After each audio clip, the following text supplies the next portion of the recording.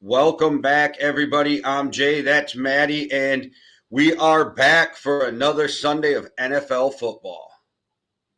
Yeah, welcoming guys to our show. It is halftime in the game between the Los Angeles Rams and the Jacksonville Jaguars. So come and watch us for halftime and then continue to watch us through the second half because it looks like that game possibly could be over anyway, depending on how it starts out in the third quarter.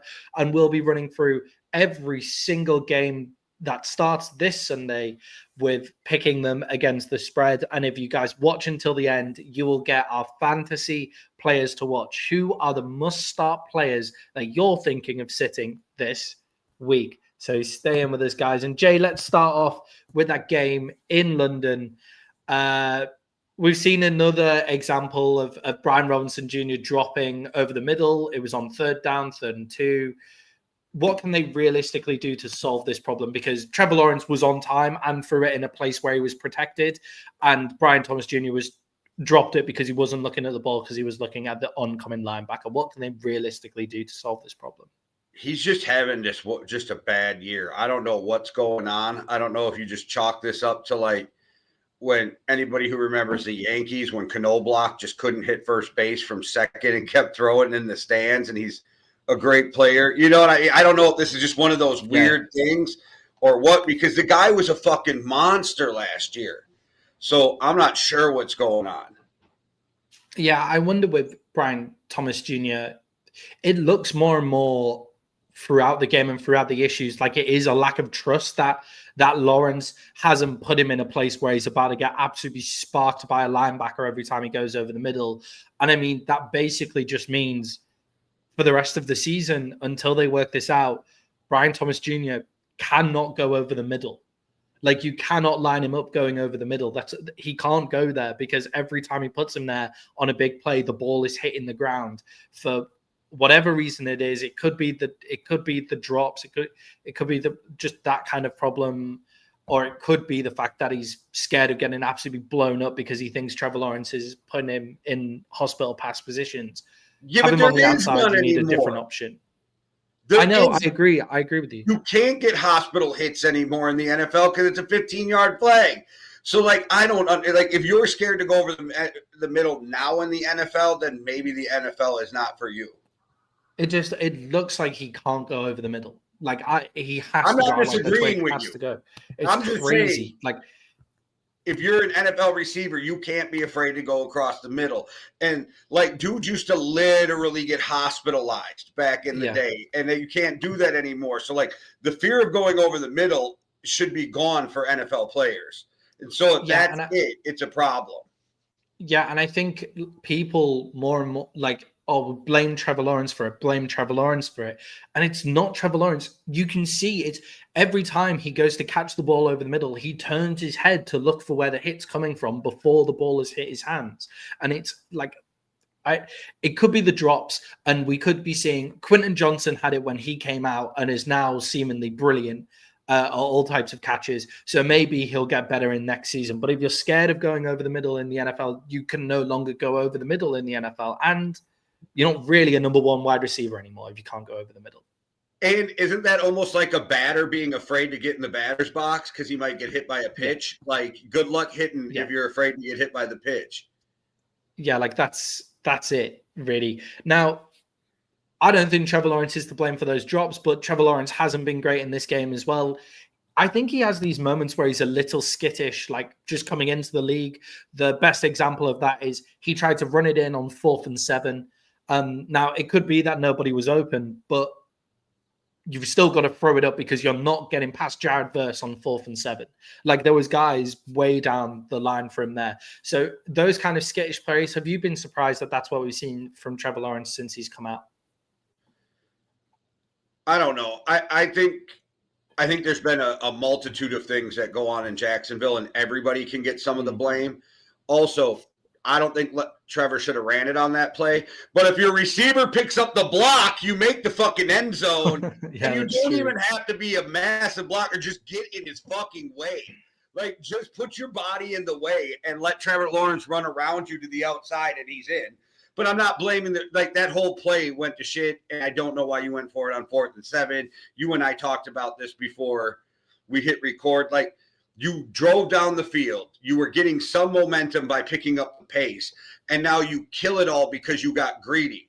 Take the 3, go in with some points, refocus, come back out, start the second half over, and I know you want that touchdown to cut it 14 and then try to like come out and score again. And then it's, 7, but just take the points and get rolling from there. Now, all you did was kill all that momentum from that good drive to end the half. Yeah. And you've been a big fan of Cohen since he's been in the league. And I think he's called good. He's called good offense. This half of offense has been brutal to watch. And I think he just needs to understand, and it's a first-year coaching thing, I think, where the team has been really sloppy this whole entire game. It's also raining. The weather's horrible. Like, it's been sloppy. Simplify the game plan, get them indoors, and get them spoken to, and then go out and go again, And they could have gone in 3 points up. Now, obviously, he did kick the field goal. He did go to kick the field goal on 4th and 2, and they missed, and Cam Little missed the field goal from about 30 yards out. So maybe that's why he didn't go for it on 4th and 7. But go in with 3 points. I agree with you. Go in with some momentum. And Jay, Jacksonville started out the season really well, 4th and 1. They were getting 3 interceptions a game. Are we starting to see what happens when Jacksonville doesn't come away with 3 interceptions a game? Well, it always helps every team who creates turnovers, right? Helps more possessions. And we'll talk about that with a game just happened on Thursday when you give more possessions, how bad it becomes. Yeah. Plus, there's something about this, and I'm not blaming any of this on it, but there's something weird that happens with this London game too. And I think it's just like it throws guys out of their normal routine, right? Because it's like 3 p.m. or some shit in London right now. So yeah, it's weird. And they're already been playing it. I don't know. And of course you guys got to give them some of that London weather that you're known for. That hour that's happening right now is genuinely the first bit of rain that the UK have seen really this month. The weather has been unbelievable, and then for this game, it has just started pelting down with rain. England's like, we're back, bitches, and then here comes the rain. Yeah, we're back. Yeah, now it rains. Basically, it rains from the first day of rain in October. It now just rains until February. That's what happens now for the UK. But with the what's been really interesting about this game is, I don't know if you heard about this, but the Rams' travel plans have been really interesting. So the Rams, after finishing their game in Baltimore, they stayed in Baltimore. And they trained on the field of the Orioles, the baseball team in Baltimore. They trained on their training pitch.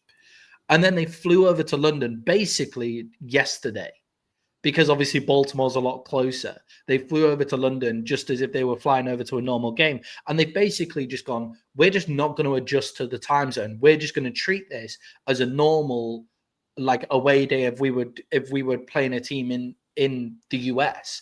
And that's what they've done. Whereas Jacksonville came over like early and have spent the whole week there, which is what most people seem to do, and it seems to work. And it looks like the Rams are more switched on. The Rams have basically not been to sleep on UK time since they've been there. So an interesting way of approaching it. And I guess we'll see if other teams will take that up and continue. The Vikings, except this year because it was different, the Vikings only go over on Friday night.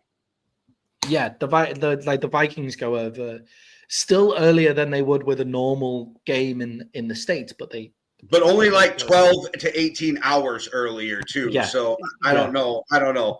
And every team, it's a copycat league. Somebody's going to try this now that it worked for the Rams.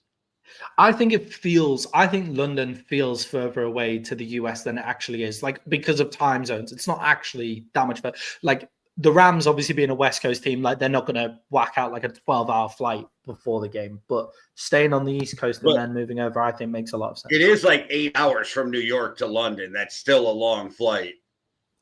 It's only like 4 or 5 hours. We just Googled it. We just Googled it the other night to see how far from New York to London.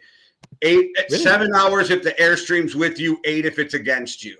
I thought it was way closer than that. I thought it was way closer. Never mind then. I think there is a couple other places they said are closer to fly from the US, but you're still only knocking off like 40 minutes. Yeah, not a lot. Jay, on the Rams side of the ball here, the Rams are without Puka Nucua. And actually, Puka Nucua has made the trip and is standing on the sideline with his ankle injury, which is obviously strange and obviously means he's not got that strong. He's not got that a huge ankle injury. Like I wouldn't ever want an ankle injury on a plane anyway because of the pressure and everything like that. So weird to see him standing on the sideline with his ankle injury. But he's not in the game. But the Rams passing offense seems to be freed up. They've hit 7 receivers, 3 of those being tight ends, and Devontae Adams has 2 touchdowns. Can it sometimes be freeing for a QB to be without his volume wide receiver one? Yeah, you've seen it where sometimes, and especially not for the long run, but especially where the Rams have been looking a little sketch at times too, and this seems to have opened up their offense. So if you can make Stafford comfortable with everybody and then bring Nucua back, it just makes them better. Yeah, and I think with the Rams, what's also very helpful is you have Devontae Adams now as your wide receiver one. Like, obviously, it's quite freeing if then the guy that you're going to, or like you've seen it with the Vikings a couple of times where Jefferson's been out or like a bit knocked up, had a little knock, and then Jordan Addison's gone off for 160 yards in a game. Like that's happened a couple of times, and you think, okay, that was Addison's first season for 7 or 8 games when he was out. That's how everybody was like, oh yeah, Jordan's the number one, right? Because Jefferson had that hamstring injury.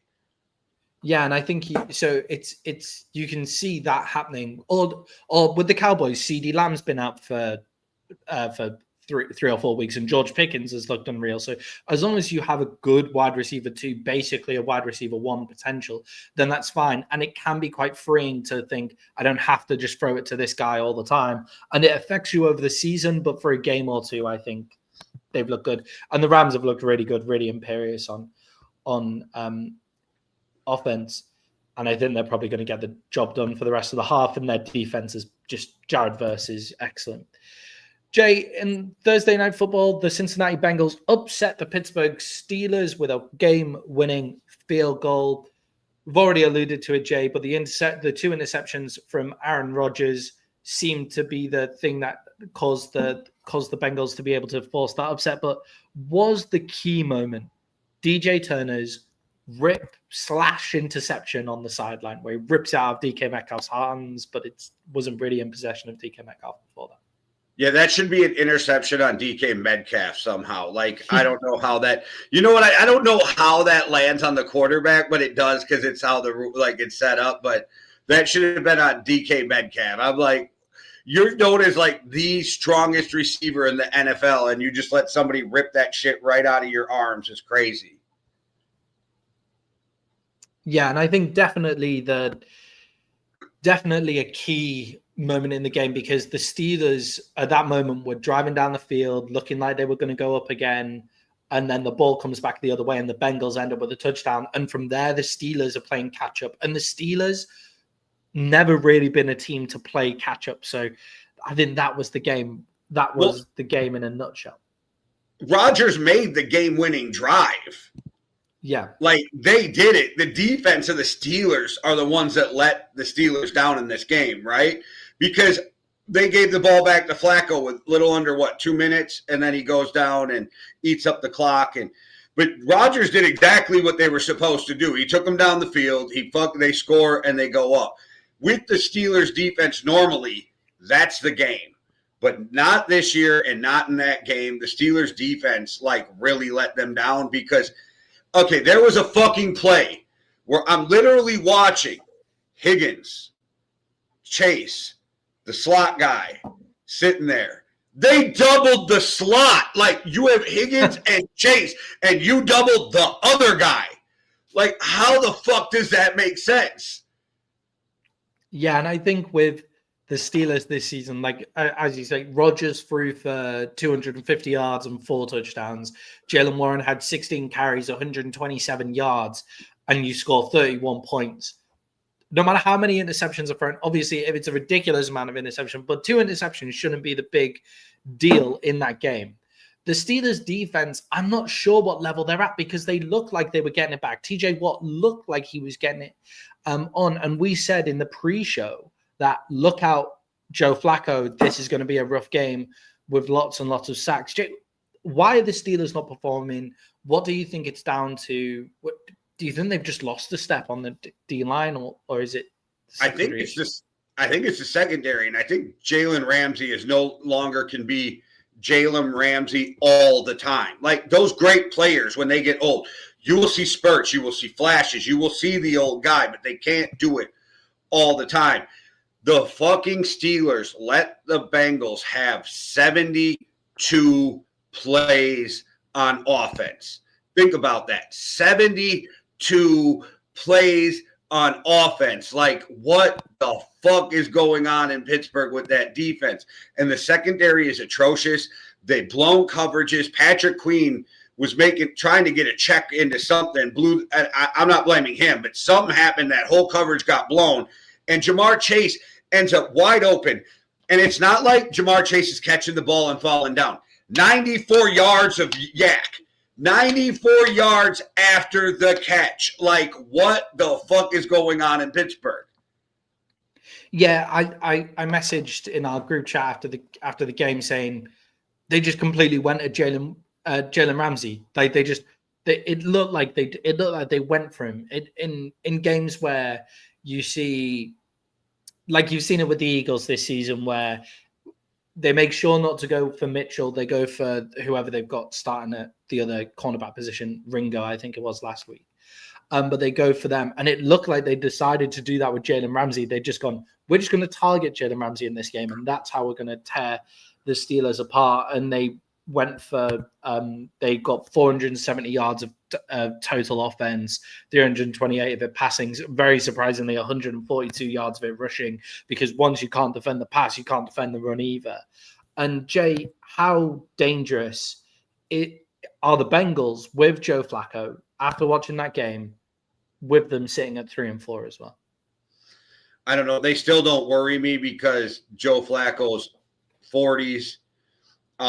And again, he can play, but he's going to show life at times. But you're not going to get this from Joe Flacco every week.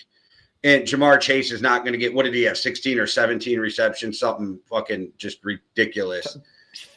Both first 2 games with Joe Flacco, he's had over 15 targets, over 15 receptions.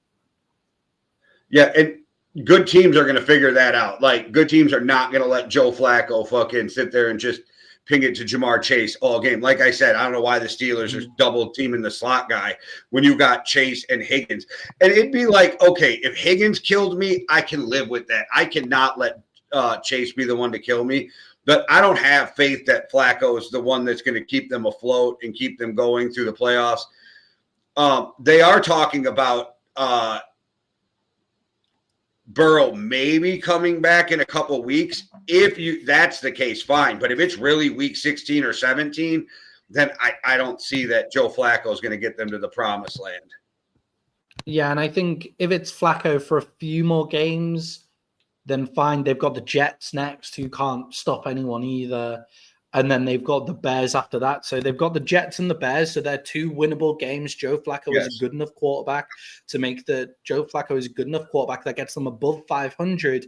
And then you're like, we'll see where they go. And if Joe Burrow is coming back a bit earlier, where I don't think Joe Burrow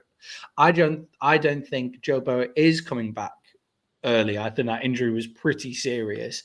I think it'll be at the playoffs. But if he comes back a bit earlier, if they're above 500 when you hand it over to Joe Burrow, that's a huge point. So I thought the same thing, but then there was this orthopedic specialist who said if he's on the sideline in a boot, he should only be a couple weeks away from playing. And then my thought turned to, Joe Burrow is tough as fucking hell.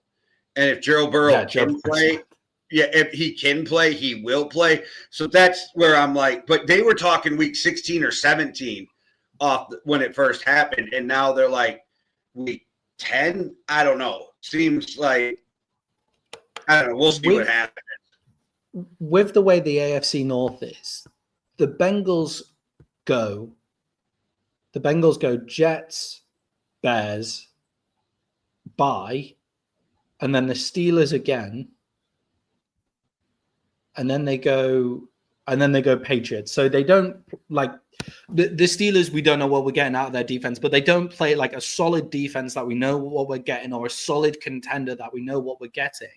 They don't play one for 4 more weeks. So if Joe Burrow is only 2 weeks away, Joe Burrow for 5 more weeks because of the bye, but if Joe Burrow is only 2 weeks away, they can realistically see how it goes with Joe Burrow, because they can just come in after the bye and they have the Steelers again there, and they can play Joe Burrow in that game as well. So if he is only 2 weeks away, it's not even necessarily rushing him back, because it's 4 weeks until they play the Steelers, 5 until they play the Patriots. So the Bengals could be dangerous, and the Bengals could realistically win the AFC North just with how the AFC North looks currently. Yeah, it depends on how far Burrow's out. You know what I mean? Yes, they should beat the Jets. We'll see what happens with the Bears. You win those 2 games, then you can almost go, well, let's not rush Burrow back. But then if you split those 1-1, then you might be like, all right, let's get Joe back on here after the bye and see if we can do something. Because of where you're at right now, you really can't. I mean, it's not a panic yet, but you can't be adding a bunch of losses on waiting for Burrow to come back. Yeah, and I think with the Bengals, their defense is still a massive worry. Like, they gave up a massive amount of yardage to the Steelers, and you know, so we'll see how far their defense carries. Yeah, nobody was stopping anybody in that game. That was the problem. Yeah, offensively, for the next few weeks with the schedule that they've got and then the bye, they're good enough to be above 500. And it sounds like Joe Burrow might be coming back in to that team then, in which case we're in the middle of the third. We're in the middle of the third quarter Thursday. And they're like, the Steelers punter comes out and they're like, this is his first punt of the game. And I was like, damn, it is, isn't it? Like, it didn't even dawn on me that it was the first time he punted. I was like, oh shit, okay. Yeah. Jay, let's head into the week 7 early window previews and spread betting. With that, the Jags have driven down the field and have just got a first down. Have they just got a first down? Or did it go back? I know this whole drive's been nothing but penalties, but it sure helping them get down the field. Yeah. Jay, the Minnesota Vikings, your Minnesota Vikings, are going up against the Philadelphia Eagles, and the Eagles are still 1.5-point favorites in this game. Coming off a bye, there were rumors that McCarthy was going to be starting. Are you happy to see that it's Wentz for 1 more week? Yeah, I don't know where the rumors came from, because Kevin O'Connell was pretty open the whole week that it was Carson Wentz. But then I kept hearing the media talk about this might be the week that JJ, and I'm like, did any of you just listen to Kevin O'Connell's interview yesterday? Obviously not, because he made it pretty clear that JJ was still in recovery, that he was limited in practice. And if you know the Vikings, if you don't get a full week in practice, you're probably not playing. Yeah, and I think with that, especially at your quarterback position, especially coming off the games that JJ McCarthy had, he's going to have to, and the games that Carson Wentz has had. Carson Wentz has looked pretty okay. So JJ McCarthy has to be 100% fit before he comes in. So if he's questionable at any point, then the answer to the question is no. Even in JJ's interview this week, that he said he's not 100% yet. So, like, it was weird that the narrative that was getting spread. But I will say, talking about the spread, that thing was 2.5 last night, so it moved back down. Yeah, it's come back down. Are you happy to see that it's Wentz playing over McCarthy in this game? I think Wentz still gives them a better chance of winning than McCarthy, right? I want JJ to play because he needs to play, right? Like, so I need JJ out there. But I'm kind of hoping, because the Eagles, the fuckers, seem to have our numbers when we play them, kind of hoping Carson Wentz still has a little fuck you towards the Eagles right now. And he was like, look at the team I'm on, and I'm going to come in there. So I'm kind of hoping it's one of those games where, you know what I mean? So, yes, I'm happy that Wentz is playing on the line, that kind of hoping it's one of those fuck you games. But I'm also at the point where I don't think we're winning the Super Bowl this year. So let's get JJ in there. But you can't because he's injured. But let's get JJ in there. And you got to know if he's the guy, right? You need to find out if this is your future or if you better start looking somewhere else. Yeah, and I think with the Vikings, they legitimately have one of the best offenses in the league as long as that offensive line is healthy. So when I want to know with JJ, like I want to know what JJ is with the offensive line healthy and with like the offensive line as healthy as it can be. So I think you wait for the offensive line to come back into full health as well, and then you play JJ. I think that's the fair assumption of who he is. Except for Ryan Kelly, everybody's back on that offensive line this week. Exactly. So I think next week we'll see. Blake Brandel played fucking great at center and he never played center before. I actually think Blake Brandel may end up being the Viking center that we've been looking for a few years, and we found it in our backup guard. Yeah, and I think with the offensive line now getting back to full health, it's like, okay, let's give them one game and then JJ behind them.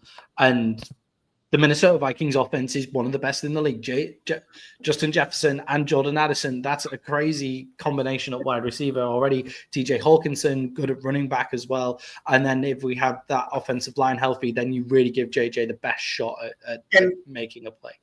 They've been saying the Chargers game since the beginning. The media just didn't want to listen. You know what I mean? And so we'll see moving forward from there. But, Alarms. Don't be playing alarms while I'm on this close of a border with Russia, Jay. There you go. Doesn't mean anything. Yeah, and then my alarm is that like rat, like the whole world's coming to an end.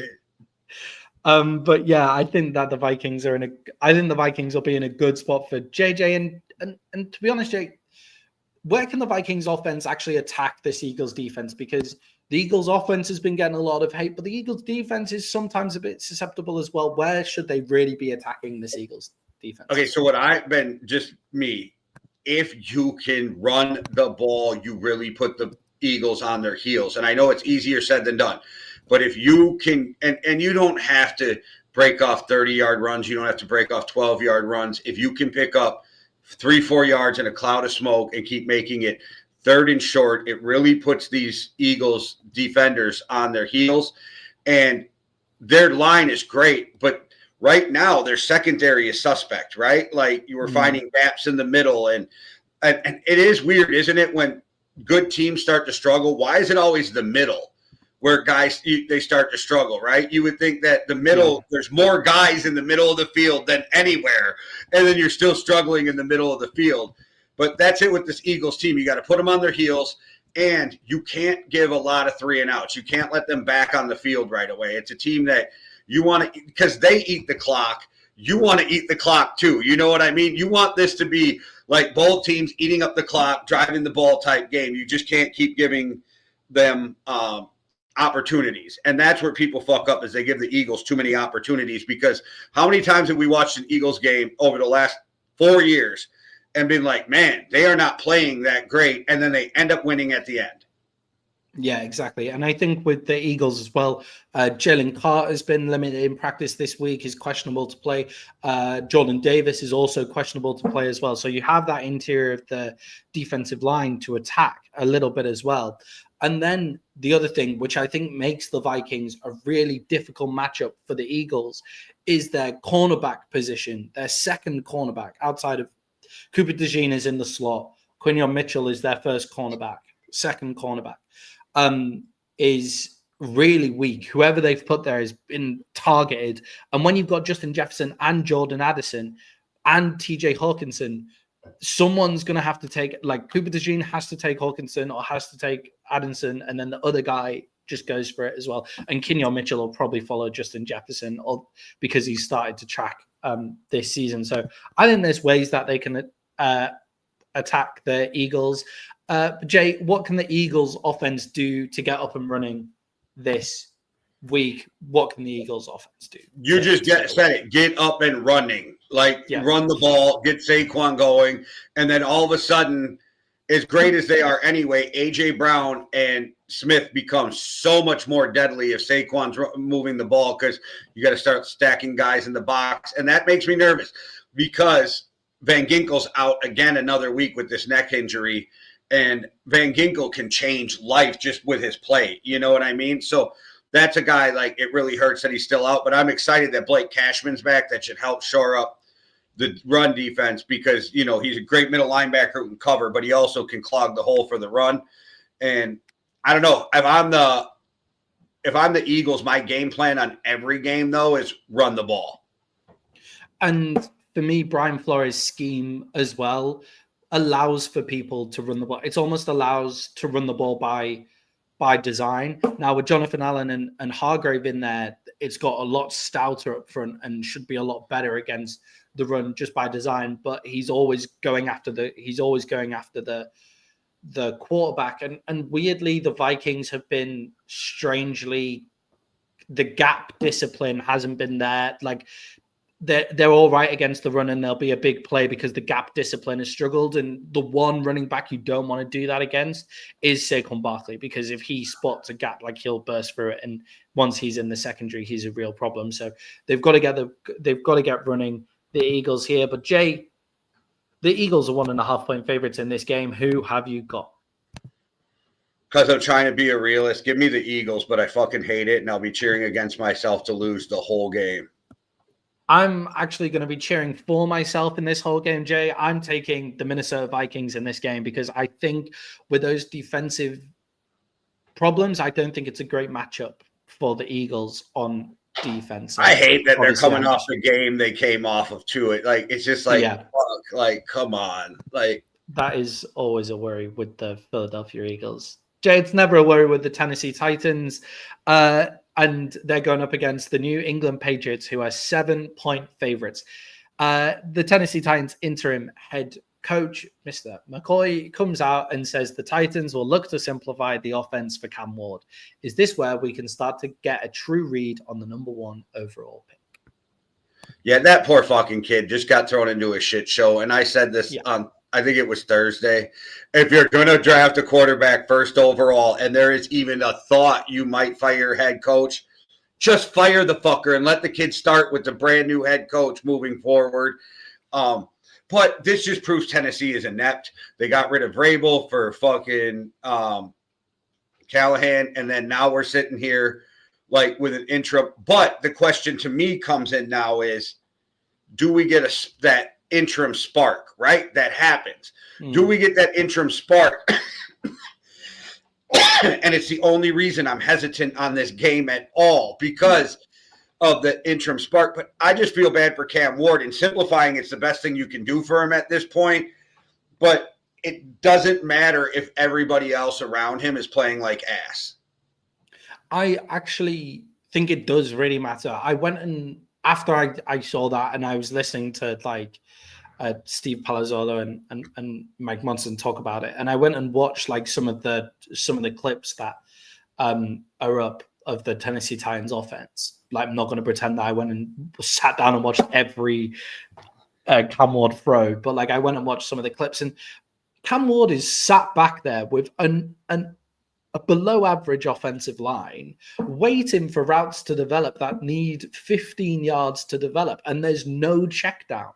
Like, there's no short yardage thing for him to throw to.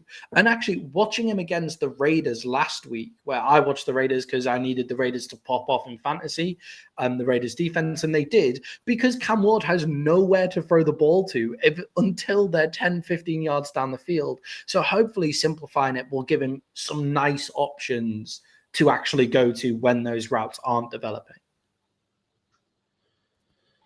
Well, So let's see. But Jay, it's an interesting team to try to get right against right now. Yeah. And with the interim coach bump, they're also coming up against a revenge game, which are two, like, that happens. Like, you know, like the revenge game we saw with Rico Dowdle last week, and we also have the interim bump. So which one's going to take over? Here we'll find out. But Jay, the Buffalo Bills are on a bye. the New England Patriots, if they win today, can take hold of the NFC East, and they'll be one game ahead, including having the head-to-head against the Bills as well. Can they keep this pressure up on the Bills? Doesn't that make them the number one seed in the AFC if they win this game above everybody, doesn't it? Unless the Colts win. Oh, yeah, they need the Colts to lose. That's right. That's what it is. Colts I knew there was a way that they could be the number one seed after this week, though. Yeah, that's not going to happen, by the way, with the Colts, so they're still going to be. But I got the Patriots winning this game. The 7 points made me go, because of the interim coach. But then I'm like you said, Vrabel going back with a big fuck you. And this team is going to want to just stick it to Tennessee for Vrabel because they no matter who's ever met everybody except for the Titans GM loves Vrabel. Like every person who has ever met him, like AJ Hawk cannot talk enough good things about his friend Mike Vrabel, right? Like anybody who's been around Vrabel is just like, this is the dude. So I feel like his team is going to want to just kill the Titans for Vrabel. And so I am going to go with the New England minus the 7. I'm not going to lie. I kind of wish that was a 6-point spread. So if you're on an app where you can buy a point, buy the point. Yeah. If you can get 6, down to 6.5, that's still good, right? Yeah. There's absolutely you buy a point. Touchdown game. That's good. That's good. With the Patriots, the Patriots have been asked for the past 2 weeks to go in and play as favorite. Last week they got asked to go in to play as favorites, and they absolutely did the job as well. So they do have the ability to go in and put teams down where they should be doing that. I'm going for the Patriots in this game as well. The 7 points made me worry a little bit. Jay, the New York Jets are going up against the Carolina Panthers. The Carolina Panthers are 1.5-point favorites.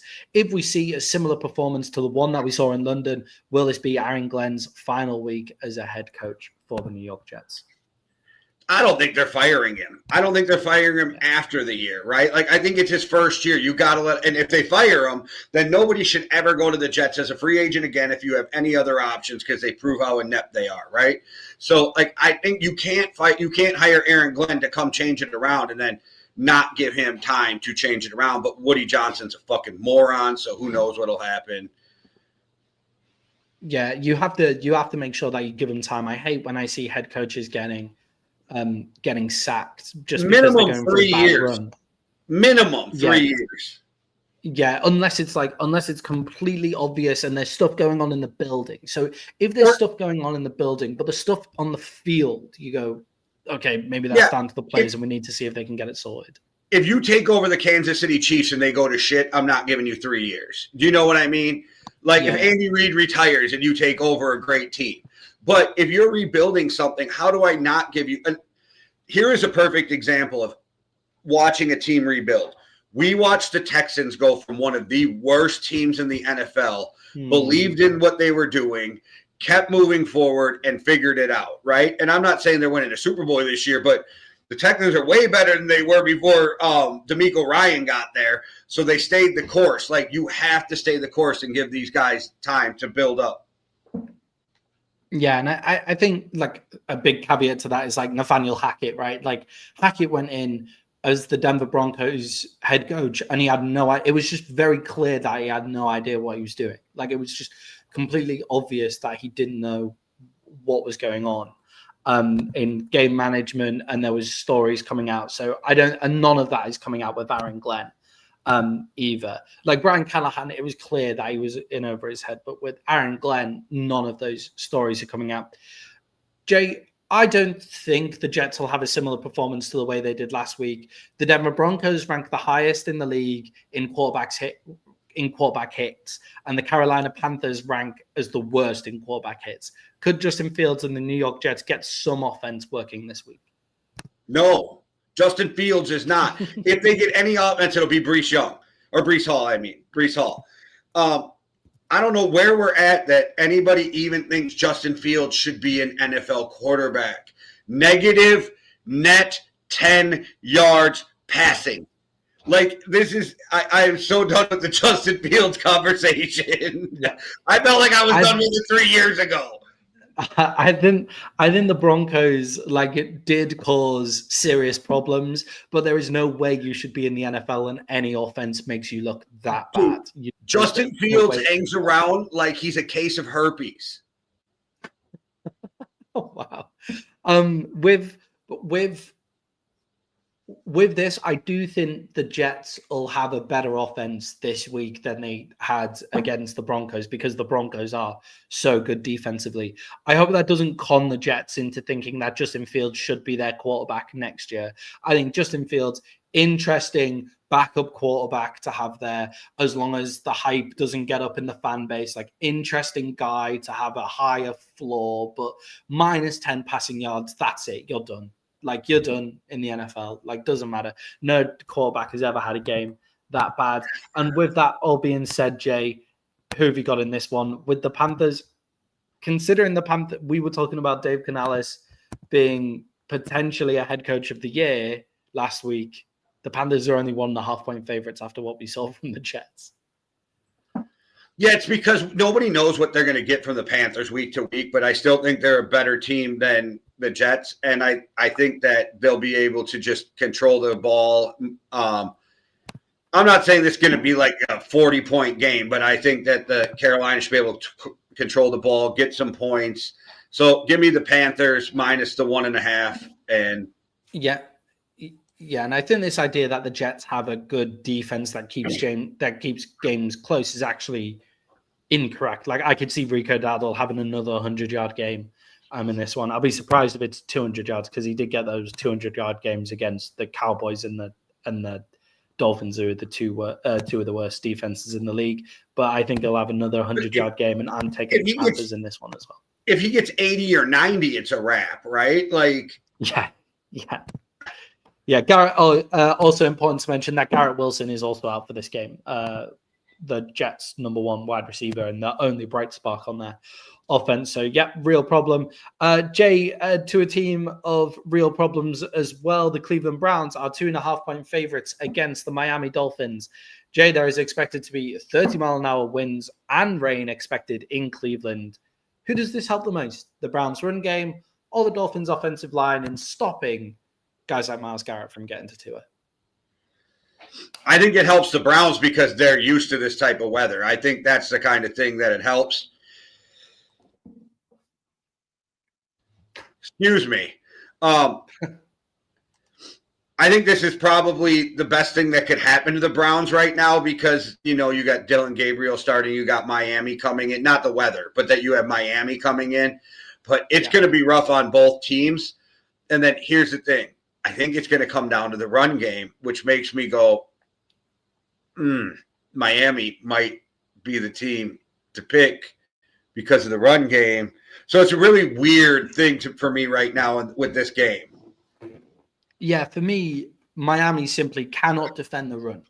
Also, what their problem has been for the past few years, it feels like, is any cold weather game they go into, they don't show up. So even when they were a good team making the playoffs for the last couple of years when Mike McDaniels first came in as head coach, they haven't shown up whenever the weather gets even a little bit rough.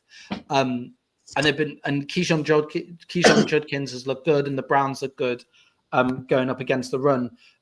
But Jay, is defending against the run simply a case of toughness? And if so, why do the Dolphins always seem to struggle with this? Well, it is toughness, but it's also gap assignments. It's also talent. It's all of these things.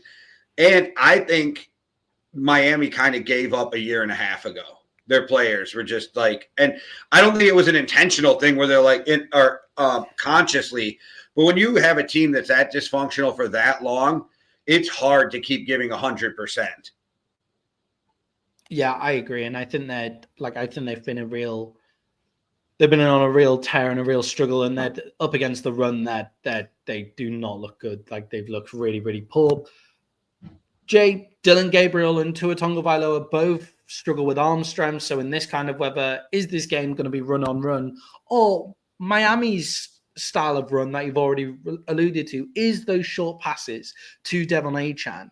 Can that still work for them? And is that how they can maybe get their run game going up against the defensive line of the Browns?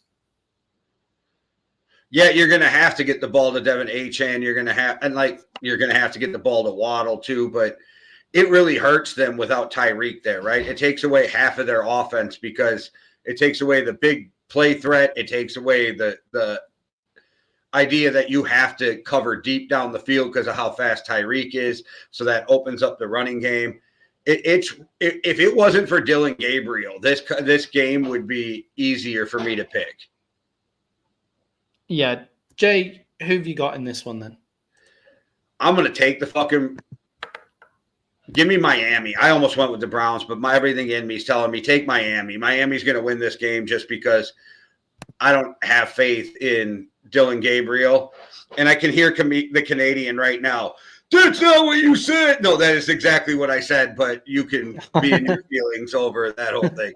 But no, I just told him that you can't tell if a kid can play in as little games as Dillon Gabriel's played. I said it took Peyton Manning a whole year. He's like, you're comparing him to Peyton Manning. I said, see, that's not what I did, but okay. Like, go ahead with that.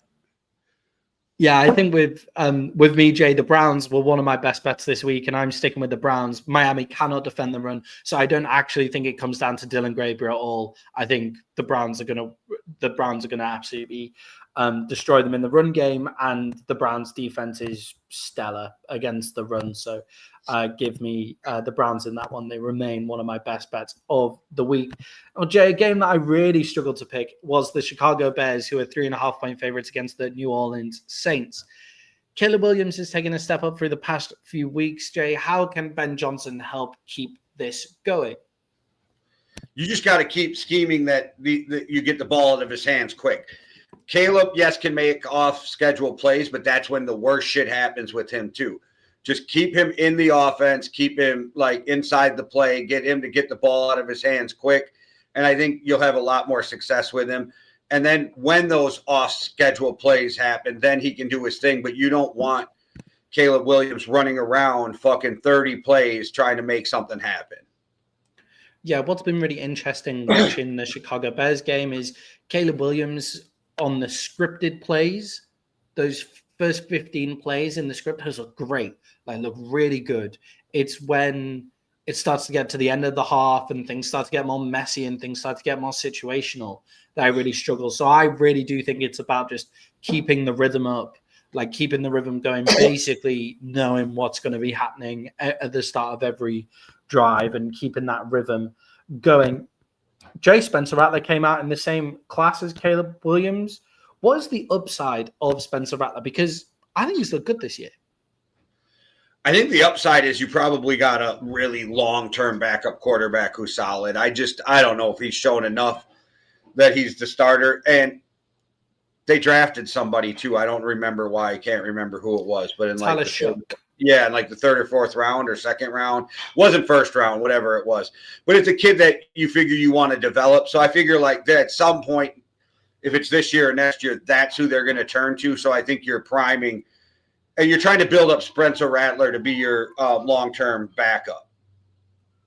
I don't know whether I agree. I think Spencer Rattler has looked good. I think he's looked pretty good coming out. And Spencer Rattler obviously had really solid upside going into college. He was what's his ceiling?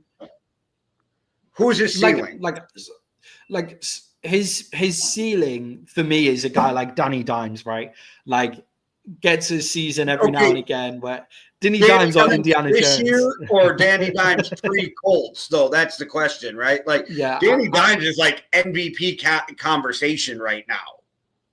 I could see Spencer Rattler with the right organization, considering how bad the Saints have been, and this is mad upside, but considering how the Saints have been, I could see him being like flirting with that top 10, like to top 15 kind of like top 10, top 15 bracket in the NFL with good situations around him. That's his upside. Now, is that the upside that you want in your second year quarterback? Because ideally the upside you want in your second year quarterback is oh yeah, he's going to be absolutely great. Like he's going to be amazing. He just has moments where he looks terrible. But for me, with the problems at the Saints, I keep Spencer Rattler around. I keep Spencer Rattler playing because he's shown he can clearly play. And then you build the rest of the roster around him while he's still on a cheap contract.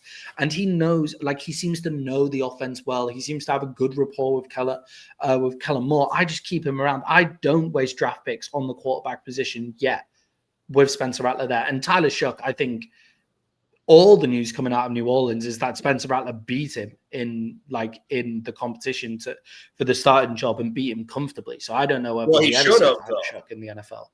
Yeah, I don't know whether we see Tyler Shough in the NFL though. I just don't know whether we see it. Oh, they're going to play it. I don't feel like Spencer Rattler's played good enough to not look at your quarterback draft pick at some point. Like, I think he's been serviceable and good. I don't know. He's interesting, and the Saints are generally interesting. And the Bears have been a weird. I mean, not Tyler Huntley. I think he's what's his name? Why am I blanking? Played for the Bills. Played Mitch Trubisky. No, the black quarterback. He's still in the league. He just started for somebody, and I'm so blanking right now. Jacoby Brissett. Nope. Oh, no. I feel like that's a decent comparison. Did Jacoby Brissett play for the Bills? He definitely did. Nah, we're out. Well, I was thinking when he said Tyler Huntley, I was like, I don't know whether I see Spencer Rattler playing that style of ball. Tyler Huntley should definitely be starting for the Ravens sometime soon. But yeah. For me, I think in a terrible situation, Spencer Rattler looking serviceable is good enough. Like with how bad we thought the Saints would be coming into the season. Maybe his ceiling is guys like Derek Carr, which was a problem for the Saints, that being their ceiling for a long time as well. But the Saints are a confusing team. They're in a confusing situation. They sometimes play really feisty. They sometimes get beaten by 20, 30 points. And Jay, the Bears look strange as well. The Bears on the offensive side of the ball look like they've got everything going. And on the defensive side of the ball, which is where they were meant to be good last year, they've taken a serious step back. The Bears are 3.5-point favorites. And I think this is a Tyrod Taylor. Sorry. Tyrod Taylor, there you go. He's on the Jets. No, that's okay. But the Bears are 3.5-point favorites, and I would be really comfortable with taking the Bears at 2.5. So I think the Bears will win 3.5. I'm still going to go with the Bears, but Jay, who have you got? I'm taking the Bears. Yeah, I think the Saints, their overall roster is pretty poor. And Jay, the last game in the early window is the Kansas City Chiefs, 11.5-point favorites against the Las Vegas Raiders. Rashee Rice is returning for his first game of the season. How big of an impact do you think he'll have for the rest of the season? I mean, he'll definitely help them for the rest of the season. How much impact does he have today? I'm not sure. You're coming off of, a suspension. I don't care how well you worked out. You're not in football shape, so I'm guessing you'll be on a pitch count. But it's a big addition for Kansas City. They need all their weapons back to poise themselves for a run. I hate this point spread, but I think we all can agree that we think Kansas City's going to win this game. Yeah, I think Kansas City are definitely a better team than the Raiders. What's interesting in terms of the point spread is the ability that the Raiders might have to disrupt it, especially after watching their defense last week. I know it was against the Titans, but Josh Simmons is out for personal reasons, which means Juwan Taylor is starting, who Juwan Taylor started with them in the Super Bowl last year. So it's not a huge downgrade, but is there a danger that Max Crosby might just take over this game for the Chiefs and that's what makes it close? I mean, there's a danger, but if you're Kansas City, you just double them at the line. You know what I mean? Keep it back in if you have to. I think Andy Reid's too smart to let one guy wreck a whole game. Yeah, Pete Carroll's offense, Pete Carroll's defenses look good, and I think with the amount of pressure that they have, Max Crosby, even if you're double teaming him, he still has the ability to wreck the game there. The other thing that might make the wheels fall off, though, for the Raiders is the fact that Geno Smith has been really inconsistent throughout this season. Does the Raiders offense actually have much more to give when you look at the players that they have available? It boils down to, again, I've never been a fan of Geno, but I got beat up last year a few times for my takes on Geno. I mean, he's a solid quarterback, but if you're looking to get somewhere with your team, especially a team like this that doesn't have as much talent as Seattle did, Geno's not the guy to take you there. Yeah, I agree. And I think Geno, the Raiders have a good amount of talent and they have the weapons to keep this game closer. Brock Bowers is out, but when Brock Bowers is there, and then you have Ashton Genty as well in the backfield, you have the weapons that can keep a game close and can give you a fighting chance. Just do what you did in Seattle and just hit the open guys, Geno. But no, he's turned back and is throwing a lot of interceptions, has been very inconsistent. Jay, the Chiefs are 11.5-point favorites in this game. Who have you got? I'm taking the Chiefs, but next year when Kyler Murray's the quarterback of the Raiders, that might be different. Nice. Oh, we're gonna talk about that later. We're gonna talk about the idea about Kyler Murray being traded. So stay tuned for that. Guys, I'm taking the Raiders in this one. I think an 11.5-point spread is pretty huge when the Raiders defense looked as good as it did last week and they have a decent enough run game. We'll see kind of where they get to, but stay tuned for our spreads for the late games and our fantasy players to watch. And also what looks like going to be a chat on where Kyler Murray might be going next.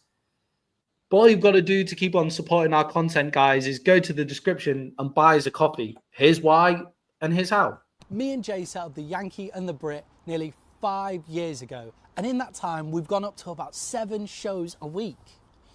And with the help of our loyal community, we've been able to keep growing.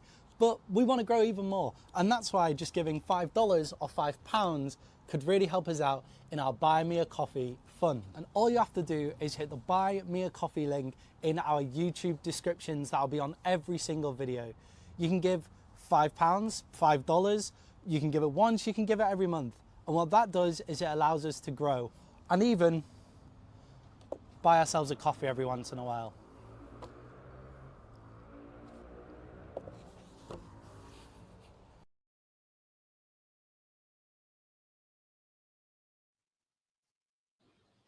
All right, guys, so make sure to go to the link in the description or scan the QR code at the top. And Jay, it looks like the weather's taking over in London. The Rams and Jags are both struggling to move the ball and score points. Okay, so back to Brian Thomas Jr. So Lawrence just throws a ball to him down the sideline. He literally commits pass interference to shove off to get enough room. But you weren't even in the right fucking position to catch the ball. Like, the push-off was great, and you probably would have got away with it. You pushed off 3 yards too early. Like, what the fuck are you doing? Yeah, he's really, really struggling in this game and in this season. And he was really guys coming good. after Trevor Lawerence. He did He's that amazing. Chris Carter from the hip shove off where the refs can't see it. That Chris Carter made famous where you put your hand by your hip. And he shoved a little higher than you'd like, but it was a good play. Got himself the separation, but was like 1.5 yards, 2 yards away from catching the ball. Like, if you would have took 2 more steps and then did that, that's a completion. Yeah, and yeah, he's struggling, and it's making Trevor Lawerence not look particularly good. Jay, the Los Angeles Chargers haven't looked particularly good either for the past couple of games, and they're going up against AFC #1 seed Indianapolis Colts. And in this game, the Chargers are 2.5-point favorites. Joel is listed as doubtful ahead of this game. Can Latu and the crew in the Indianapolis destroy this Chargers passing game like the Chargers have had their passing game destroyed for the past few weeks now? All right. Again, Justin Herbert, super talented, still hasn't lived up to being Justin Herbert. When is Justin Herbert going to be Justin Herbert? Is this the game? I don't know. I really like what the Colts are doing on defense. I think Danny Dimes the right guy for Shane Steichen. We're watching Danny Dimes play like we watched Jalen Hurts play under Shane Steichen, right? Like Jalen Hurts was balling with that, used that athleticism. I don't know. Like I'm just too high on the Colts, but I feel like the Colts are going to win this game, and I feel like they're going to give the Chargers all they can handle in this game on the defensive side. So the Chargers offense is going to be struggling, but we'll see. We'll see that if you can get pressure on Justin Herbert, it goes a long way to like setting up to win that game. Yeah, when I saw the Chargers were listed at 1.5 point favorites on Thursday, I was like, that's strange. I found it so strange. I've made it my best bet at Colts plus 1.5. When I saw that they're 2.5 before the show today, I thought, okay, Joe Alt must be in. Joe Alt must have been. They must have said that Joe Alt's fit. He's listed as doubtful. He's down as doubtful for this game. So I don't understand how people are expecting the Chargers O-line without Slater and without Joe Alt that has looked so poor for the past couple of weeks by no fault of their own. When you're missing 2 tackles, that's going to be a struggle. That is going to be a problem. I don't understand how they think going up against currently the best team in the AFC that defensively looks really strong, and Leatu Latu looks unreal on the defensive end as well after having a poor first year. I don't understand how they think I don't get how the Chargers are favorites in this game. So it remains one of my best bets.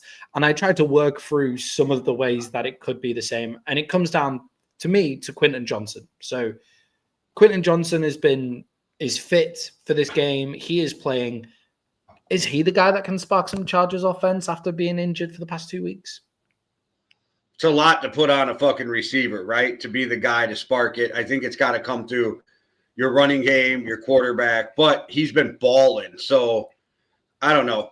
We'll see. I think a lot of people that watch football and don't like the casual fan, and I don't say that in a negative way, like UFC fans are like, you're just a casual. No, I mean the people who just watch football. I don't think they realize the Colts are good. I think they're so used to the Colts being bad that money is just going in on the Chargers on this game, and I feel like that's why the spread is where it's at. And that's not to say the Chargers are awful, because they're not. They're a solid, good team. Unless something else happens, I don't see them as a contender right now, whereas I see the Colts as a contender right now. I think when the Chargers are back up to full fitness, especially on their offensive line, then they're a contender again. But they currently do not have that. They're currently injured in 2 really integral spaces. Also, Marion Hampton is out, who was looking great. And look, Vidal had a good game last week, but I don't think he's really that good. I think they just... they scheme some nice stuff open to him. I just don't think he's particularly that good. And Lad McConkey has struggled throughout the season as well. Once they get back up and running in terms of injuries, I think they'll be a contender. And I think that their defense is good. But the Shane Steichen's Colts team throws you off so much balance. And Danny Dimes has transformed into Indiana Jones as well. So he's playing so solid. And then, Jay, to top it off, you have Jonathan Taylor in the backfield. How do you stop Jonathan Taylor? I love that. See, I'm a homer. I'm a Badger fan, so Jonathan Taylor's always aces with me. But right now, he's running as one of the best backs in the league. Khalil Mack stays injured, so even when he plays, you're just like, is he going to be injured? Is he healthy? And there's a handful of teams right now who have just been decimated by the injury bug, and the Chargers are one of them. There's teams that have more injuries, but there is no team that has injuries in more serious positions than the Chargers. Obviously, if your quarterback's injured, then fine. But if both of your tackles are out, then the downgrade the Chargers have is crazy. You said there's no team, so I just remember a team playing without their 2 tackles, a center who has never played center before, and a backup left guard. Huh? They're fit this week. This week. You just said there's no team in the NFL. And I'm just like, I don't know. We had our whole offensive line, man. But I get your point. I dealt with some PTSD when you said that. That's all. I don't know. The Charge, as I was saying. I'm with you. The Chargers are decimated. The Vikings and the Ravens are who I was comparing it against. And the Vikings obviously are fit this week. And the Ravens like, I don't know whether their defense is going to be able to do anything, like, even when fit. So yeah, not to get off track too much, but I don't think the Ravens being healthy saves them right now. I don't think that's their problem. I agree. Yeah, I agree with you. Like, I think it makes them better, but I don't think it's absolutely. Jay, I've put you in for the Colts. I don't think that's a surprise to anybody that we've both gone for the Colts after what we've been talking about in this game. No, you're absolutely right. Yeah, I had the Colts at one of my best bets at +1.5. They're now at +2.5. So give me the Colts. Is Shane Steichen your mid-season-ish MVP or coach of the year right now? I think it's hard not to give it to Shane Steichen. I think it's hard not to give it to Shane Steichen. I'm so interested in Dave Canales, but I wonder if I'm just taking in how he did as the offensive coordinator in Baker as well. Yeah, and Vrabel's in that that conversation. But for me right now, it's Shane Steichen. Yeah, I think Shane Steichen, like, that Colts team is just playing excellent football. Jay, the Denver Broncos are 7-point favorites against the New York Giants. Jackson Dart and Cam Scatterboo have brought great vibes to New York, great vibes back to the Giants. How does positive morale and good vibes kind of factor into a game when you're the underdog? Well, are the Jets at home? I mean, the Giants at home? Is that what it is? The Broncos are at home. It's in Mile High. Yeah, see, that makes it rougher because Mile High is a hard place to play, too, because it's a mile high. So, like, I mean, literally, Ryan Clark had to have his fucking, like, spleen removed because he has sickle cell and played in that game. Like, that's how rough it is, right? So, I don't love Denver's offense. I don't hate them, but I don't love Denver's offense, but I love their defense. And then I really like what New York's doing on both sides of the ball. I fucking really hate this spread for this game. I really do. I just hate it. So I'm going to say this. I think the Broncos win, but I'm not sure it's more than 7. So I am going with the Giants in this game. Yeah, I think for me, with the way that Jackson Dart and Cam Scatterboo are playing, I think, like, they're playing with, like, swag, like, for lack of a better term. Like, they're walking in. I don't think they're going to be phased by Mile High. I don't think they're going to. I think they might enjoy it. Like, I think they might, like, enjoy the atmosphere that's in Denver. It's the breathing. I don't think it's the atmosphere. Yeah. I think it's the breathing. I think there's that, but I think I don't know. I feel like they might. I feel like they might enjoy it as well. And Mile High is one of the more, like, the louder stadiums on the circuit as well. I think they might just come in and really enjoy this, but their defense, like, the Broncos defense, is a nightmare, especially for young QBs. I think that the less Jackson Dart drop backs and throws, the better they're going to be in this game, because we could be on the verge of seeing Jackson Dart have another 4 interception game, like we saw him have after his first game as well, because the Broncos are a total nightmare. But with Scatterboo and Jackson Dart, I think they could, like, just be annoying and just stick around in the game. And on top of that, the Giants' defense has looked really good in spots. Can the Broncos get their offense up and running? Do you trust Bo Nix up against the defense as good, like, that's playing as well as this? I don't distrust Bo Nix as a quarterback. I also don't trust him to be the guy to put you on the back right now and carry you to a win. That's kind of the thing. Damn, nice throw. I don't think that Denver's offense is super explosive, and that causes problems for them. That's why I think it helps keep them around. Also, this could be the game that the wheels fall off for the Giants, right? Like, it really could, 100%. But I think they need to incorporate some run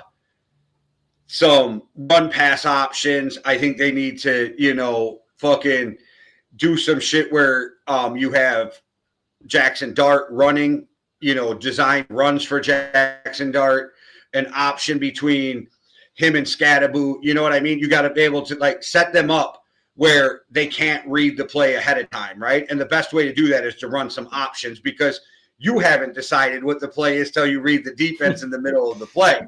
I think that, but you're right. The more you can keep them from dropping back and passing, you don't want him dropping back 40 times in this game, Jack. That's not what you want Jackson Dart doing, but he is super athletic.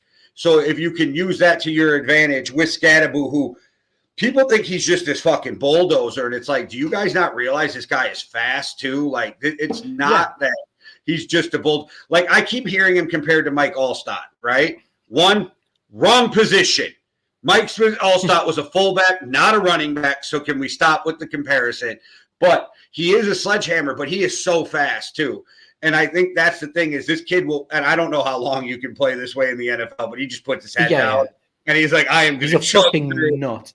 He's also just fucking nuts. Like, I feel like that's an important part to being a bulldozer, right? It's just like being a bit nuts. So I agree with you. I don't know how long he can keep doing it, but I'm here for the time while he is doing it.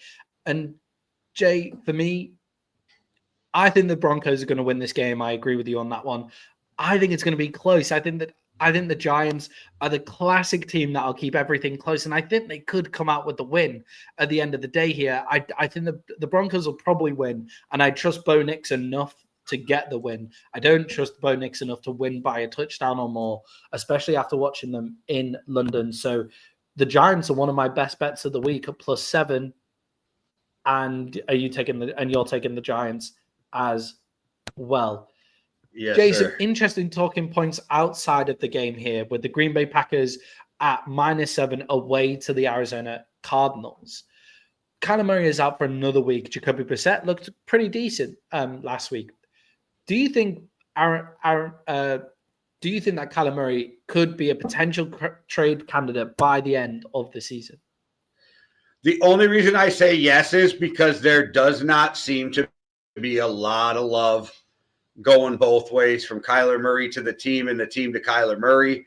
As soon as they played decent with Jacoby Brissett, Marvin Harrison Jr. had to run his mouth. So, like, that makes me feel right away like there is not a lot of love for Kyler in that building. Yeah. Yeah, and I agree with you. And I think they've maybe just reached the end of, like, it's not working. Whatever it isn't working. And I think it's not working for Kyler Murray either, because I watch Kyler Murray and I think there's no reason for you not to be winning games. Like, I don't think the problem in Arizona is Kyler Murray, but also Kyler Murray's been in Arizona for a long time now. And I really do think there's some teams that can seriously benefit from Kyler Murray. And I love the Raiders. I love the Raiders that you said as well. Like when you said the Raiders, I thought that was a great call. Minnesota, depending on how it goes with JJ McCarthy, but obviously I honestly think you see Tua before Kyler in Minnesota if that happened, but that's just me. Yeah, that could be a bit of a cap space issue. But to me, the uniform that suits him, the style of players that are there, the atmosphere that they're going for, and the quarterback who's like, okay, but not playing so well, is the Atlanta Falcons. Like Kyler Murray in ATL, that would be really fun to watch, I think. I was just going to say they'll never do it because of Michael Penix, but this is the team who paid Kirk Cousins $100 million guaranteed and then drafted a quarterback. So who knows what they do? But would that not be the most like let's pile onto a fucked quarterback situation? But I agree with you. But like let's pile onto a fucked quarterback situation. Yeah. But it's like is Penix good? Well, that's the thing. Can you get Kyler for say a first and maybe some change, and then turn around and get a second and some change for Penix? Then it wouldn't be the worst fucking move ever, right? Because you recoup some of the shit you gave up. It could be a good move for Atlanta. And I did like hammer their coaches all week or all year up until this week. Well, for 2 years now. So I don't know. It would be fun. There's a lot of talent. I didn't think about it that way because of Penix, but now that you put it in my head, it makes me go, "That's not the fucking worst idea I've ever heard." Like that might be the one. It's also just, is Penix good? Like, I don't think Penix is good. I think the Falcons' weapons are better than what Penix has made them look. And Penix is serviceable, but he's not Kyler Murray in my opinion. So, but obviously we're just playing hypotheticals with that. There is a game today, but Micah Parsons has been running his mouth again, Jay. Parsons has been outspoken again. Do you want to say what he's been outspoken about? And is it accidentally detrimental to his performance? Well, and then that's the thing. I hit you up with Parsons when he's out in there fucking I'm like, he turned into a fucking whiny bitch. Like he's crying about the holding, which sure it happens, but every great player in the NFL gets held. You just got to figure out how to get there without it. They only there's certain, like, you wrap your arm around the neck, they call it. If you pull away and you're still holding the shoulder pads, they call it. Other than that, they don't really call holding, or they could call holding on every play. So it's that thing, like, yes, he's upset, but he's complaining that they don't protect the defensive guys, they only protect the offensive guys. Not saying that none of his arguments are valid. What I'm saying is, he is in his fucking head. He is not happy in Green Bay. He is not happy the way things are going. He's regretting his decision to leave Dallas, in my opinion. And this is all coming out right now. And it would be different if he had 7 sacks, but he has 2.5. So he's upset about the way it's going on. I have no idea how his structure of his contract is, but I'm betting there's incentives for sacks, so it's pissing him off. 2.5, one of which was on Dak Prescott, which wasn't a sack. Dak Prescott had taken right. Yes, I agree. It was a tackle for a loss. It was a tackle. It wasn't even a tackle for a loss. He hit the ball, hit the fucking yard, the fucking the line of scrimmage. So yes, I'm with you, but it's not even. So he's actually got 1.5 sacks. With Micah, to be honest, I agree with you here. It was him making this fuss and him having this podcast and everything while he was in Dallas, where that kind of circus and noise is expected and all of those kind of things. And he was playing for best defensive player in the league over and over again. All made sense. It all made perfect sense when you were doing that and you were coming out and you were being outspoken. And I think there was a case where it was G'ing him up and making him wanting to look better. But to me, since he's gone to Green Bay, this kind of stuff doesn't seem to be G'ing him up. I agree with you. It's taking away from what he should be doing, which is getting better as a defensive player, because to me, he looks slower. I don't know whether it's the uniform, but he looks slower. Like when he gets off the ball, he doesn't have the same pop when he gets off the ball. It's the injury. It's like he looks slower, which is his big thing. And if Micah Parsons doesn't have his speed, he's not a great pass rusher. That he doesn't have the moves, he doesn't have the size to be a pass rusher, so he needs to have that speed. So that's what he should be worrying about more than the podcast. And I agree with you, Jay. I think he's regretting his decision, and I don't think Green Bay is the town for Micah Parsons. I don't think his personality suits them at all either. I've said this a million times. If you're a fucking 28 to 32-year-old player who is married with family, Green Bay is amazing. If you are a 24-year-old who is rich as fuck, there is nothing for you. Like, I'm just saying, like, you want to be in the clubs. We have a couple clubs because we have like 5 colleges, but they're not the clubs you're looking for, right? They're not the city clubs. We don't have, we have the concerts and shit. We have almost everything the cities have, but we don't have that club scene. We don't have that nightlife scene.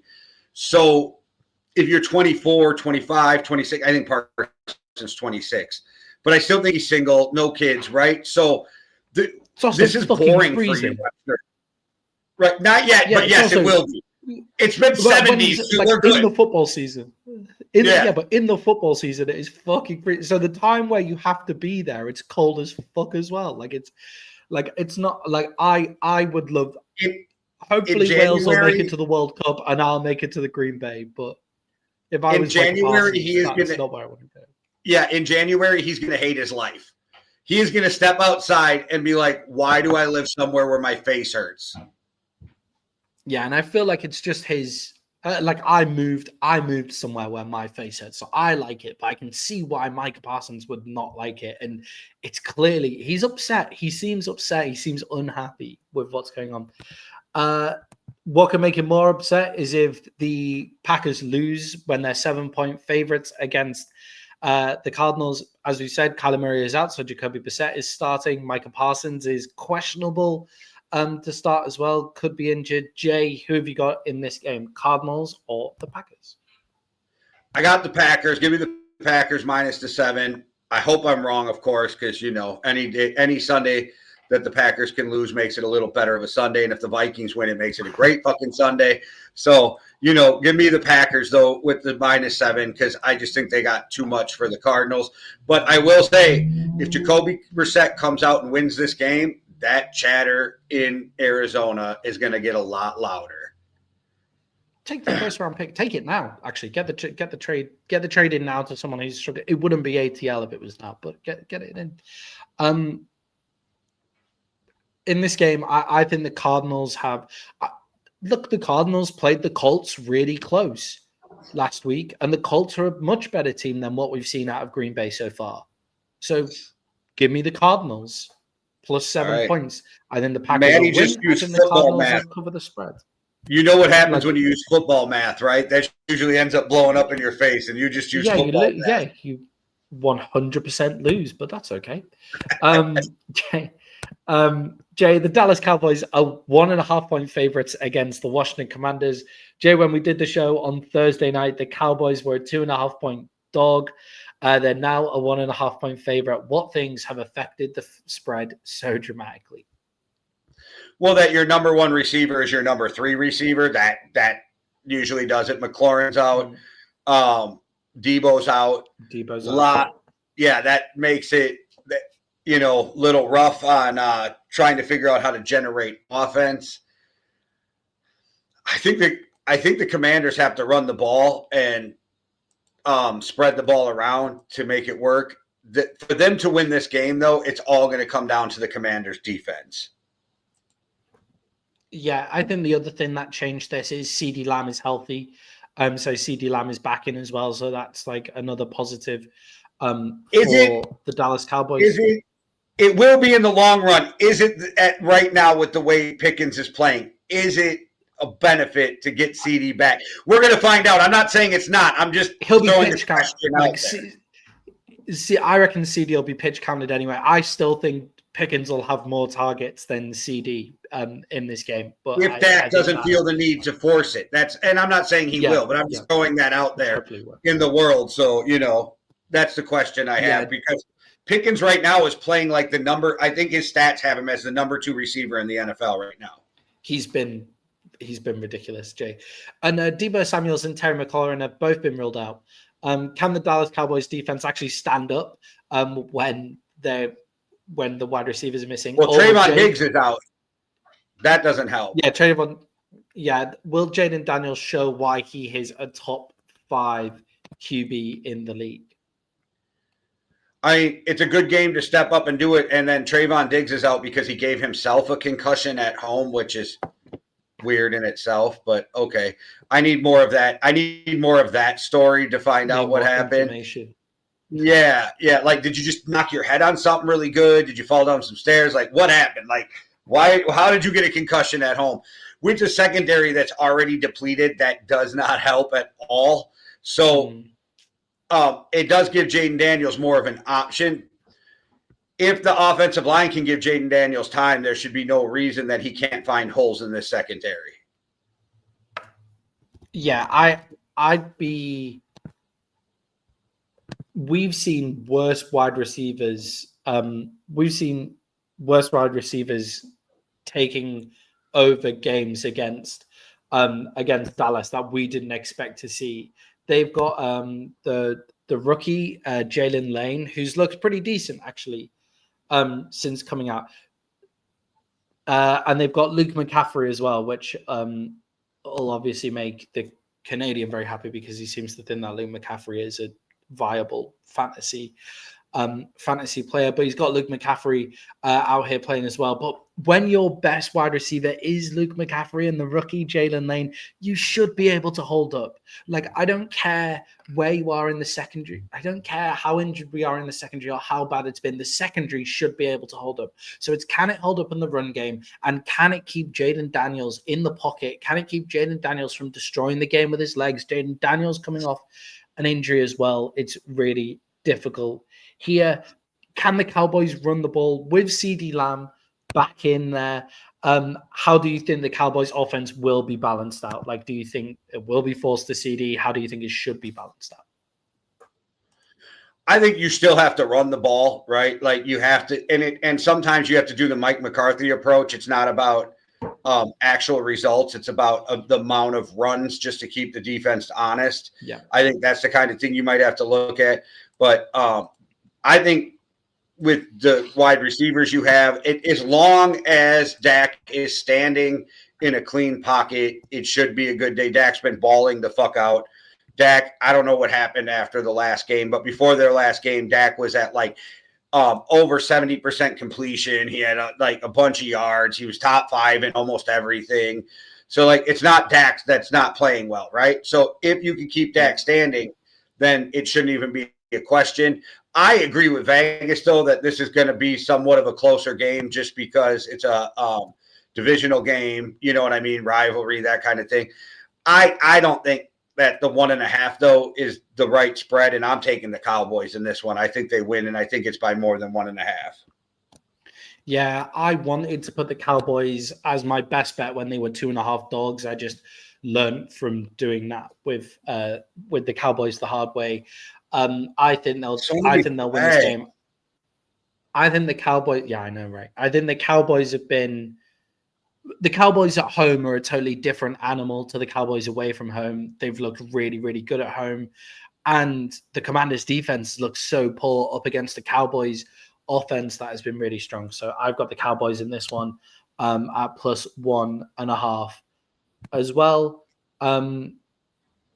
Yeah, the Jacksonville Jaguars have clawed, have managed to get a touchdown, but is it the Rams? That wasn't even pass interference, though. Like, they throw so many flags in this game. It's like, if you're going to go to another country to get their fans and fuck involved, how about you just tell the refs, hey, don't throw 8,000 flags and stop the game 97 fucking times. Yeah, like the Vikings against the Steelers game, they didn't throw anything. Like in Ireland. In Ireland, they kept those flags in their pocket for basically the whole thing. They were letting them go at it in that one. Yeah, the Jags are struggling. The Rams look good. Jay, the San Francisco 49ers are 1.5-point favorites against the Atlanta Falcons. Brock Purdy has been ruled out of that game, and Mac Jones will be starting. Is this a blessing in disguise for the 49ers? Maybe. I like Mac Jones. I do know that the 49ers, Maddie, are literally one win away from tying what you said they would make with the other win total this year. Yeah. Worrying. Worrying. Well, they're going to get there, Maddie. I don't think we even had to doubt that. They're going to get to that win total. But you're right when you were wrong probably with the prediction of games, but you're right that they stay injured, right? Like, that hasn't changed. But it also says something to me like, how do the 49ers overcome all these fucking injuries all the time to be as good as they are? It's Kyle Shanahan, right? Like, it's yeah, like, it's good gotta depth. be. It's good depth because they know they're injured, but the true mark of a great coach is all of your players are on the same page and all of your players know the game plan and are able to execute it when they come in. Whether they execute it as well as like your top players, maybe not, but they can execute that game plan. So Kyle Shanahan is really able to do that. I think Mac Jones gives the 49ers a better chance of winning in their current state than Brock Purdy does. I think Mac Jones gives them more of a chance of winning when things aren't going right. Brock Purdy, for me, gives them the best chance at winning Super Bowls if they're healthy and they have all their weapons. Brock Purdy is great at that. Mac Jones, though, running around and doing that kind of stuff, I think gives them a much better chance when they're injured than Brock Purdy does. So for me, it is a blessing in disguise there. Jay, the Atlanta Falcons have started to get something going on the offense, and they look great against the Bills last week behind Bijan Robinson. Will they keep this up against the wounded 49ers who are injury riddled, especially on the defensive side of the ball? I think you better keep playing that way all year. That's the best way to do it. You are utilizing your strengths, and that's what you always want a coach to do. I trust that Robert Saleh will not stop it, but figure out a way to slow that down so it doesn't run away from them like it did for, last week when Bijan just fucking snapped. I don't think you're going to stop it completely though, right? And NFL coaches are very aware. We are not going to stop them from getting into the red zone. You'll hear this. We got to stop them from scoring touchdowns, right? Because there's teams they're just going to get there. And with Bijan Robinson playing the way he is, the offensive line playing the way he is, they have weapons. I don't want to beat up on Penix too bad because the jury's still out on Penix, right? But he's right now. I think for this year, you're better off right now with Kirk Cousins, but for moving for the future, then you're better off with Penix. So I get why they did that in the balance of it. I think it's very weird they haven't tried to trade Kirk Cousins yet, but and then I'm with you with the Mac Jones things also though, because you remember in the offseason when the Vikings were we're going to get a veteran backup, and I'm like, go get Mac Jones, you know what I mean? See if you can get Mac Jones because I thought he'd be a good backup who I feel has potential to be a starter, which he is proving. I think Shanahan, though, is perfect for Mac Jones, and we're seeing exactly what Shanahan wanted to do before he got talked into Trey Lance. Yeah, we're seeing that. We're seeing that side of things. With I think that in terms of stopping the Falcons' offense, I think Fred Warner is a huge loss. Adams is a monster. Adams is it's crazy, right? Having Puka Nucua and Devontae Adams on the same team with Matthew Stafford throwing the ball is pretty. And now you got a game without Puka, so now Adams got into the flow. He's part of the team. It's just going to be even more nasty moving forward. Yeah, I really like the Rams. I think the Rams are actually the best team in the NFC. As well, because their defensive line is just ridiculous as well. Jared Verse and Brandon Fisker, nasty as well. But I think the 49ers are really going to miss Fred Warner even more than they miss kind of guys like Nick Bosa. They're the leaders in this defense. So in order to stop ATL, you need those leaders. And give me the Falcons in this game. I'll take the Falcons at +1.5 here in this one. Jay, who have you got? Well, give me the correct answer with the 49ers -1.5. Yeah, I can't. I like when we're on opposite sides of this. We've done a lot of opposite side stuff this year. Actually, we've been quite opposite in a lot of stuff. I think we have our teams that we like and we have our teams that we don't like. Yeah, but when it comes to football, the three best things are a Vikings win, a Packers loss, and Maddie being wrong. Canadian loss in the fantasy as well makes me laugh. Well, are you playing him this week? Because I'm used to the Canadians, but I can't talk a lot of shit because I'm at the bottom here right now too. I'm playing him this week. Yeah, he had the Pittsburgh Steelers. He had the Pittsburgh Steelers defense and DK Metcalf starting, so he's in a bit of trouble to start off with. This guy right here had Aaron Rodgers and Noah Fant starting, so that's a good start to the weekend. Nice, that is a top start. I had to start a backup tight end too, and I went and grabbed Noah Fant, and I was like, all right, let's see. And if he balled out, I was like, all right, perfect week to get Noah Fant. Pat Freiermuth was the one guy, probably the one guy better than taking Noah Fant, but no one saw Patrick Freiermuth come in. They were talking about Freiermuth's not on the waiver wire. Noah Fant was. Oh, isn't he? Oh, no, somebody's got Fant on it. There, got Freiermuth on their team, or they did because I looked for him. Sorry. Oh, okay, I thought someone took Freiermuth. I thought Freiermuth was on waivers. Sorry. But Jay, we move to our nighttime games here, where our Monday night football games here. Sorry, where there's some weird stuff going on. The Seattle Seahawks game kicks off at 10 p.m. Eastern. But Jay, the Detroit Lions are 6-point favorites against the Tampa Bay Buccaneers. Mike Evans is likely to play, and Emeka Egbuka has a real chance of playing, according to Adam Schefter. Should these two be swaying the spreads more towards Tampa Bay? Because it was 5.5 points on Thursday to the Detroit Lions, and now it's 6. Yeah, I don't know. That is a crazy spread. I really like both teams. I think it's going to be a close game. So if you would have gave 6 to Tampa, I'd have went the other way. But because of that, I'm taking Tampa +6. And if it would have been the other way, I would have took Detroit +6, right? Because I think they're both really good teams. And I think this could be a shootout and come down to one of those games. He who has the ball last wins. Yeah, and I think with Mike Evans and Emeka Egbuka likely to play, you go, God damn, that's a full wide receiver room then that they're going with. Because I imagine the reason for the huge spread is Baker has no wide receivers to throw to, but Bucky's injured, yeah.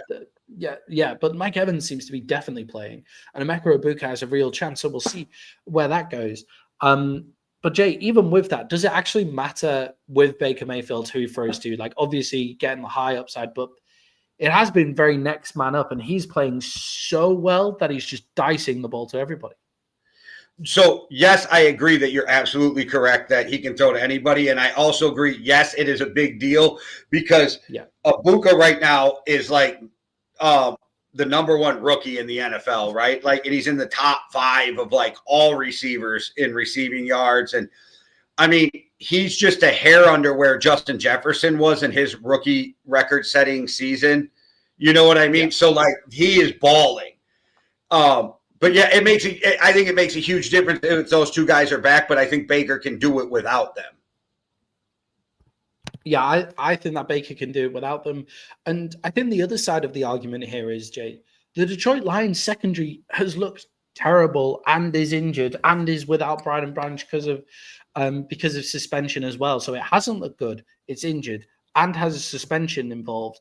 And the Tampa Bay Buccaneers seem to have their wide receivers healthy, and Baker Mayfield's playing so well. I think that the Buccaneers are going to throw heavily on the Lions here, and it's can they slow down the Lions? But as a +6, give me the Bucs here because they look good. Like the Buccaneers look good even when their wide receivers have been out. How crucial is it for the Detroit Lions to win this game, Jay? This feels like a big game for the Detroit Lions with what went on last week against the Chiefs. It is a big game, and also because the division's so close, right? Like everybody's in the mix in this division. And I've been hearing, and it made me laugh, but they're literally calling the NFC North, some of the talking heads, calling them the SEC of the NFL. Like, you know what I mean? So, like, I think it is because of, like, the wins and losses. If you want to win this division, you can't be losing too many games because the Bears, the Packers, and the Vikings all have winning records. Yeah, I mean, the Bears are on a 3-game win streak. If the Lions lose today, if the Lions lose tomorrow, and the Bears win today, and the Vikings win today, then the Lions are bottom of the division with that loss, and they're bottom of the division at 4-3. Like it's a crazy, that's a crazy division, and it's a really crucial game for them. And I've seen the Detroit Lions fall apart in big enough games as well here, so we'll see what happens with them. But Jay, we've both taken the Buccaneers there, and we move on to our final game of Week 7, where the Seattle Seahawks go up against the Houston Texans. The Seattle Seahawks are 3-point favorites in this game. Is the Houston Texans' resurgence down to them playing bad teams, or have they really found something on the offensive side of the ball? No, I think they're finally starting to figure it out again, right? Like, but it all again comes down to what can you do with that offensive line, which in the last couple of weeks looked better than it had before, but it still has me questioning because Seattle is going to fucking bring heat, and you're going to have to hold up against that line, which makes it even more difficult. I like what the Texans are doing right now. I think the Texans are just getting better. I think they're becoming more of the team we thought they would be, you know what I mean, going into the year. But Seattle's playing at a top level right now, so it's going to be a rough game for the Texans to hold up on that offensive line. Yeah, the Texans played against the Ravens and they played against the Titans, who are two of the worst defenses, again, pressure in the league, and the Ravens got zero pressure against that offensive line. I think the Seahawks are in the top 10 in pressures in the league. DeMarcus Lawrence, shout out to DeMarcus Lawrence. He looks unreal for the Seahawks as well. I think this is going to be a real struggle for them in this game, for this offensive line to hold up. And I think it is the yardstick as to whether the Texans have fixed their issues or not. And if the Texans play well in this game, even if they don't win this game, if the Texans O-line holds up in this game, I think we can say, yeah, the Texans are back and they can make a real run here. Because the other side of the ball is the Houston Texans defense that have been absolutely stellar. How will Sam Darnold fare in this game against the Houston Texans, or will he be found out again? My guess is he plays just good enough, right? Like, to win this game. I still think, I agree with Vegas that it's going to be close. I will take the Seahawks minus the 3, but I think Sam Darnold plays just good enough to get them to win.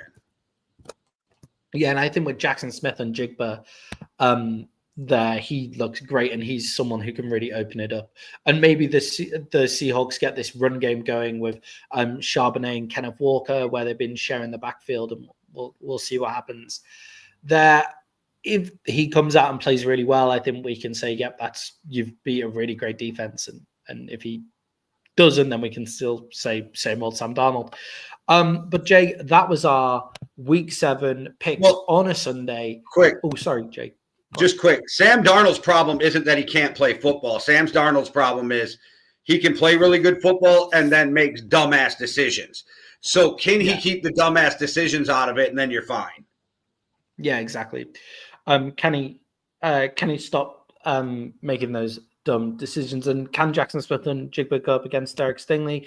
But we've both taken the Seahawks in that one, and that is our Week 7 Sunday predictions with the Monday games included. And Jay will finish off with fantasy players to watch. So who do you think is a fantasy player to watch this week? Your player who is a must start for some people who are thinking of maybe sitting it. All right. So I wanted to pull this up quick. But my player to watch is Chris Moore of the Washington Commanders. Damn, I'm old. But with the 2 injuries, I think he's going to be the receiver that steps up and gets the bulk of the plays. I think he's the guy that will end up being the security blanket for Jaden Daniels. So that's my guy, and I got him at, if you're making me guess, I give him around 12 points in fantasy, which if you're looking for a flex guy on the bye weeks, I think that's a good start. Yeah, that's a huge pick out of nowhere. And I was thinking I don't know, I was looking at the waiver wires and thinking, which Commanders guy can I pick up that might go off? He won't play on my team, but he'll be on the bench that I could then trade when the hype is really high next week for someone that I would actually want. But I couldn't make my decision, and I just left it alone as well. But Chris Moore, as good as any. And I think, because I think that the Cowboys will probably take away Luke McCaffrey, especially in the third down zone. So it's either Lane or Moore, and we'll see which goes right there. For me, Jay, Keyshawn Judkins came off a 3-point game last week. He only scored 3 fantasy points this week, and I've seen people trying to trade away Keyshawn Judkins, and I've seen Keyshawn Judkins on benches as well in when I've been looking at. I don't play in other leagues, but to stay on top of our league, I kind of try and look at other leagues and what people are doing and what influencers are doing and stuff like that. You've got to play Keyshawn Judkins in this game. Do not let that 3-point game fool you. The Miami Dolphins are the worst run team in the league, and it is pissing down with rain. He's going to get about 30 carries against a terrible, terrible defense. Pick up Keyshawn Judkins, and he might win you a game by himself. And we'll see how that goes. But if you're even thinking of sitting him, I'd be questioning your ability to play fantasy at all. And this isn't me saying that he will, but I sure hope Tucker for the Raiders has a fucking great game, because I had to play him at my flex. Tucker for the Tuka could have a good Debo being out, I have buys. And then Debo being injured made me flip my whole thing. But I am very grateful that I decided just to ride with Rodgers because I wasn't sure about Kyler Murray, and I couldn't take the chance that Kyler was out. So I'm glad I started Rodgers. Yeah, Jay, a player that I'm worried about playing. Actually, I'm playing him. But a player that I'm worried about playing is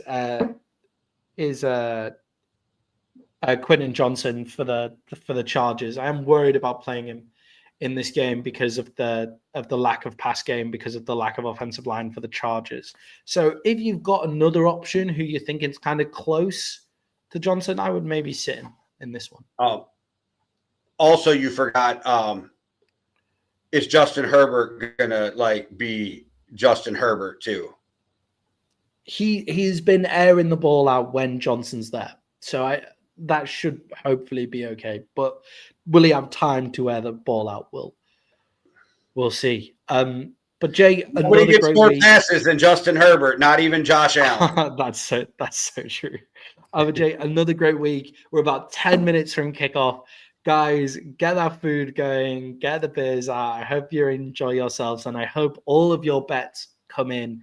Unless it's ones that me and Jay have picked separately on, then I hope Jay's don't come in those ones. But, guys, enjoy yourself. And Jay, send us out like you always do.